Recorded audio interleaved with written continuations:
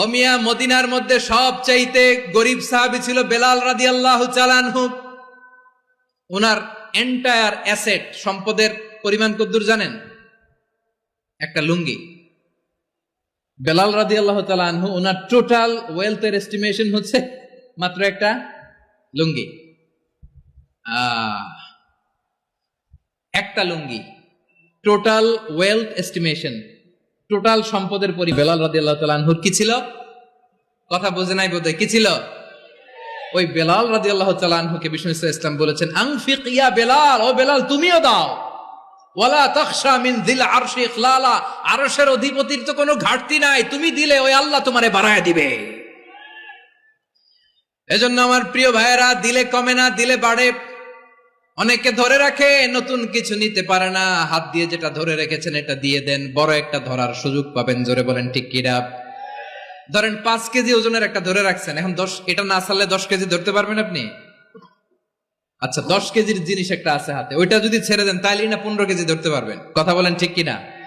তাহলে দিলে বাড়িয়ে দেয় কে?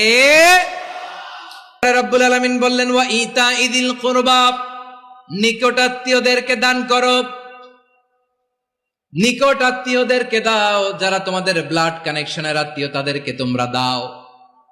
এখানে জেনারেলি বললেন দাও, কি দিব সেটা তিনি এখানে বলেন নাই, সেটা তিনি সূরাতুল ইসরার মধ্যে বলেছেন। আল্লাহ বলেন, ওয়া আতিযাল কুরবা হাক্কা, নিকট আত্মীয়দেরকে তাদের অধিকার, তাদের প্রাপ্য তোমরা বুঝিয়ে দাও। দেখেন, একটা শান্তির সমাজ, একটা সমৃদ্ধ সমাজ, একটা মানবিক সমাজ গঠনের জন্য আল্লাহ তাআলা বেশি না, মাত্র 3টা অর্ডার, 3টা ভার্ডিক্ট তিনি জারি করেছেন। 1 নাম্বার সুশাসন, ন্যায় বিচার। 2 নাম্বার ইহসান। 3 নাম্বার নিকটাত্মীয়, যারা কাছে, তোমার ভেরি ক্লোজ রিলেশনশিপে আছে, তাদেরকে দাও। দাও, দিলে বাড়িয়ে দেয় কে? অনেকে দিতে চায় না, কৃপণতা করে। দিলে বাড়ায় দেয় কে? এই নিকট আত্মীয়দেরকে তাদের অধিকার বুঝিয়ে দেওয়া, প্রাপ্য বুঝিয়ে দেওয়াতে আমাদের গাফলতি আছে না নাই? অনেকে দেখবেন অনেক আল্লাহওয়ালা, তাহাজ্জুদ গুজার, সেজদা দিতে দিতে কপালে কালো দাগ ফেলে দিছে, সে তার বোনের হকটা আদায় করে নাই। আছে না নাই? হ্যাঁ, এখানেও আছে। সর্বনাশ। অনেক বড় হাজী সাহেব, বিশাল লম্বা দাড়ি, ছেলেরে সব দিয়ে দিছে, মেয়েরে কিছু দেয় নাই, মেয়ের হক আদায় করে নাই। আছে না নাই? এই হাজী সাহেবেরা, এই আল্লাহওয়ালারা কিয়ামতের ময়দানে আটকে যাবে। আপনি অন্যের অধিকার নষ্ট করেছেন, তাদের রাইটস কে ভায়োলেট করেছেন। এজন্য আল্লাহ তাআলা বলেন, কারো অধিকার যদি কেউ নষ্ট করে, ওই সমাজটা মানবিক সমাজ কঠিনকালেও হতে পারে না। এজন্য আল্লাহ বললেন, ওয়া ইতা ইদিল কুরবা, নিকটাত্মীয়দেরকে দাও। কি দিবা? তাদের অধিকার দিয়ে দাও। বোনের অধিকার বুঝিয়ে দাও, মেয়ের অধিকার বুঝিয়ে দাও, ফুফুর অধিকার বুঝিয়ে দাও। দেখবেন অনেক মায়েরা ছেলের পাতে মুরগির রান দেয়, মেয়ের পাতে দেয় মুরগির ঠ্যাং।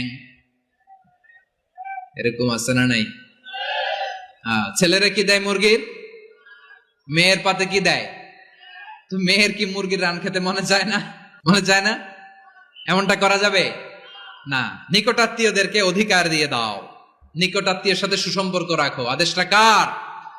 প্রিয় ভাইয়েরা, জীবনে যদি বারাকা অর্জন করতে চান, নিকটাত্মীয়দের সাথে সুসম্পর্ক রাখতে হবে, তাদের জন্য উপহার পাঠাতে হবে। বিশ্বনবী বলেন, লা ইয়াদখুলুল জান্নাতা কাতে, যে ব্যক্তি আত্মীয়তার সম্পর্ককে ছিন্ন করে দেয়, সে কঠিনকালেও আল্লাহর জান্নাতে ঢুকবে না। আপনি কি এটারে সহজ হাদিস মনে করছেন? এটা সহজ কথা? আপনি ভাবছেন আপনার নামাজ আপনারে বাঁচাতে পারবে? আপনার রোজা বাঁচাতে পারবে? আপনার তাহাজ্জুদ আপনারে বাঁচাতে পারবে? অধিকার নষ্ট করলে কিছুই আপনারে বাঁচাতে পারবে না।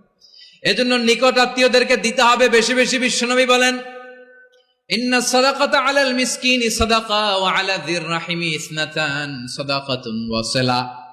মিসকিনরে দান করলে শুধু দানের সওয়াব হয়, নিকট আত্মীয়কে দান করলে 2টার সওয়াব হয়। সাদাকার সওয়াব হয়, আবার আত্মীয়তার বন্ধন অটুট রাখার সওয়াব হয়ে যায়। আবার বিশ্বনবী বললেন, মান সাররাহু আইয়ুবসাতা লাহু ফি রিজকিহি ওয়া ইউনসা লাহু ফি আসারিহি ফালইয়াসিল রাহিমা।